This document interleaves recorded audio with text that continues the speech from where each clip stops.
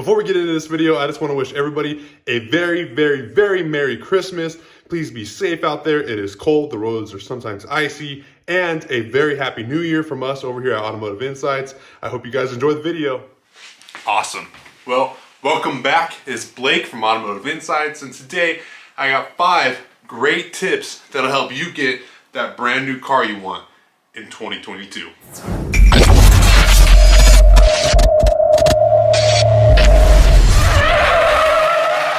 Starting off my list, guys, I think that you need to make damn sure that this is the car you want. That being said, make sure it's the brand, the make, and the model you want. And Google. Look at all the numbers. Look at all the numbers of the competitor. Then go out and drive them, right? Drive the car you want. If you want a Toyota Camry, go drive the Accord. Go drive the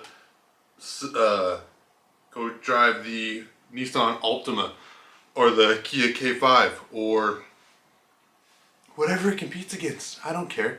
Go drive what it competes against. And then also, if you want like a Camry, right? I suggest you go drive a Corolla. Go drive maybe a Prius.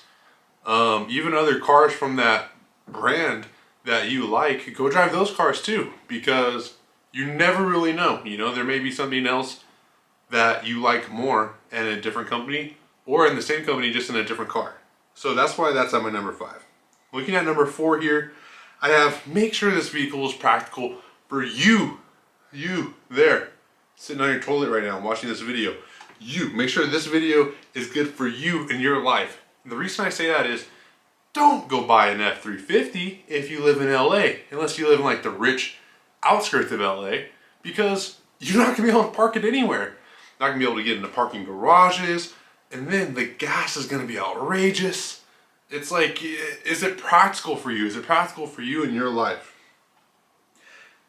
Also, something you need to look at, and this rolls to practicality, but also rolls into the number 3 great tip I got for you guys, is look at how much gas and insurance is gonna cost you.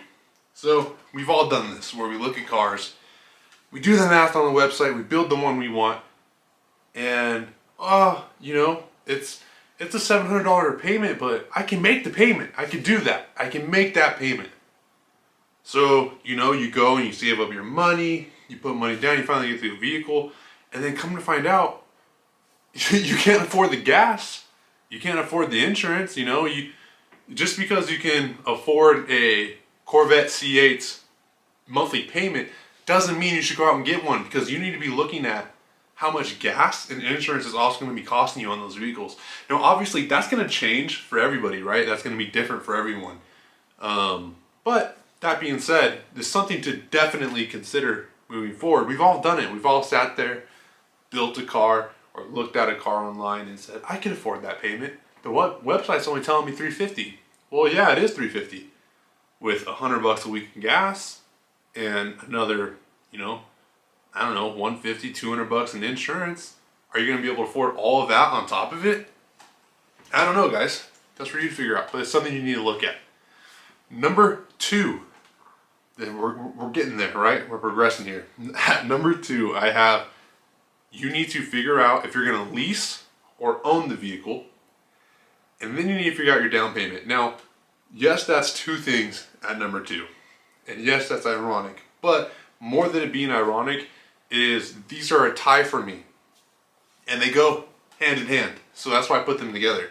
First of all, like I said before, maybe in my other videos, is I've leased cars in the past, I've owned cars in the past. I've experienced with both. If you're going to go out and buy a car, like specifically a sedan or something like that, go lease them. Put your $2,000, $3,000 down and go lease it. Get that cheaper payment. Have it for 3 years. Have it for the rest of the model year, right? That's usually a 3-year cycle. And then go get the new model year when the new one comes out, so you got the newest and latest and greatest thing. Because if you're just driving like an everyday car, you're not driving it for performance. You might be driving it for practicality. You might be driving it for gas mileage, but really, you probably just want the new nice vehicle, right? You just want to keep up with the times, and leasing the vehicle is a great way to allow you to do that in a very affordable way. You know, set your miles at a reasonable price and move forward with it. Now, that being said, if you're buying like a truck per se, I've leased trucks, I've owned trucks. I think that depending on you and then the car company who you're buying from should let you know whether you're going to lease or not. So when I say that, what does that mean? That means that if you're going to modify the vehicle, you should be looking at what brands allow you to modify vehicles while under a lease. And the safe thing to say is none of them. That's the safe thing to say, is that no brand allows you to modify a vehicle under a lease. But in actuality, there's different levels to it, right? Like Ford, I know through my own experiences, you can modify the shit out of a Ford truck, bring it back and they'll take it. And then they'll thank you for it too, because you just put more money into it for them. Then you got Dodge on the other side, and Dodge, Mopar doesn't even want you to change the goddamn oil on that thing. They do not want you touching it if you're leasing a vehicle from them. So that's something else to consider about leasing or owning. Ultimately, it's up to you guys, right? So if you just want a new car because you need something reliable to get you to and from work or to and from school, go lease, guys, go lease. The other thing too, like if this is your first car ever, go lease, because it's going to allow you to kind of dip your toe in and move forward. And that's really the best thing you could do, because especially if it's your first car that you ever got, first new car you ever got, you don't really know. Like, you think you know about the system and you think you know about what you want, but after owning that car for 2 or 3 years, you're gonna realize, you're like, oh shit, this car wasn't very comfortable, or it didn't have the gas mileage I thought it was gonna have, or it wasn't as practical for my life as I needed it to be. I actually needed, you know, like if you went and got a Fusion and you realize, oh man, I got 2 kids, I should have got an Explorer. And let's say you go get an Explorer and you're like, oh, well now I can fit my 2 kids, but I got a tow too. So like, you gotta really look at everything in your life about that. And that's something you learn. But when you're getting your first car, always lease it, because it's always a safer bet for you, and it's gonna help build your credit. And that's what's bringing me to my number 1. Credit, credit, credit. You cannot get a new car with bad credit. It won't happen. And you definitely can't get a new car with no credit. No credit's worse than bad credit, because you're not giving these companies, these loan companies who you're going through, these financing companies, you're not giving them any history to look at. So if you have shit credit, it's okay, but that's where you need to start on your journey to getting a new car in 2022, because if you don't have good credit, it doesn't matter how much you put down. It doesn't matter, you know, how low you get the price. It doesn't matter about any of that. It's going to come down to your credit. And, you know, a quick tip to build your credit, I recommend going out, go buy a TV, maybe go buy a smartphone. These are what I like to call little big purchases, right? So it's any purchase around the $1,000 mark, because $1,000 is big, but in the grand scheme of things, the $1,000 is kind of small, right? So it's, you know, little big purchase. And what it does is let's say you have a card with Discover, it's going to allow you to show Discover, hey, I can pay off $1,000 here, I can pay off $1,000 there. Look, I'm trustworthy. It's going to build your credit score. And that's with any card company. The other thing I need to say, and a lot of people don't do this, some people I know don't even know that you can do this. Request a credit line increase. Request, request, request. Shit, request that thing every 6 months. And here's why. When looking at your credit, they're looking at the percentage of how much of your credit line is being taken out. So what does that mean? That means that if you have a $4,000, that's 5, but if you had a $4,000 credit limit and you're taking out $2,000 or paying $2,000 or even $1,000, at $2,000 on a $4,000 credit line, that's 50% of what you're allowed to take out. That doesn't look good, especially not to, you know, a financing company, because they're looking at the percentage, not necessarily the dollar amount. Now, you're requesting credit line increase after credit line increase. You're moving on up, and then boom, now you're at $10,000 for your credit line. So now that $2,000 you're always spending, and it's not bad to use credit cards. Credit cards aren't bad.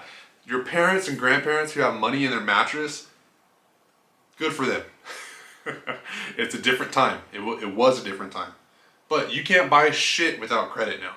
Can't buy a house, can't buy a car, can't buy like a camper or an RV or like any fun, cool thing that you want to finance. You cannot do it. And I doubt you're buying it cash unless you're like a drug dealer or something. And I doubt you're a drug dealer if you're watching my videos. So that being said, credit is not a bad thing. So don't think of it as a bad thing. Credit's your friend, so use it as a friend. Take that 50% you were using, increase that credit line to $10,000, and then now you're only using 20%. And that looks great. He or she is consistently buying and paying off, borrowing and paying off 20% of their credit card. And that's good credit history. Now, I'll do a video in the future that talks all about how to build your credit as a young person. I am a young person. I had a brand new car at 17 years old with my own money. So please take my advice on these things. I had parents who set me up really well. They didn't pay for shit, but they paid for like my life. But they didn't pay for the cars, but they helped put me in a position where I could pay for the cars. So I want to share that knowledge with you guys and make an entire credit video. I could also make an entire leasing video. Stay tuned to the channel for that type of stuff. But that's all I got for you guys today. Those are just the 5 things you should really be looking at. Credit being the most important thing in life in general, guys. In life in general, you can't just go saving $50,000. First of all, it's miserable, and if you can't do it, that's good discipline on you. But most people can't. So just get good credit and move forward in life. Anyway, thank you so much for watching. If you have any questions, please DM us at our Instagram at Automotive Insights. Insight, I say it with an S because I almost have a lisp there, but it's Automotive Insight. And then please, please, please subscribe. 90% of you guys aren't subscribed. 90%. Please change that. We're on the road to 100. You can help in that goal. All you gotta do is push that little red button at the bottom of our video.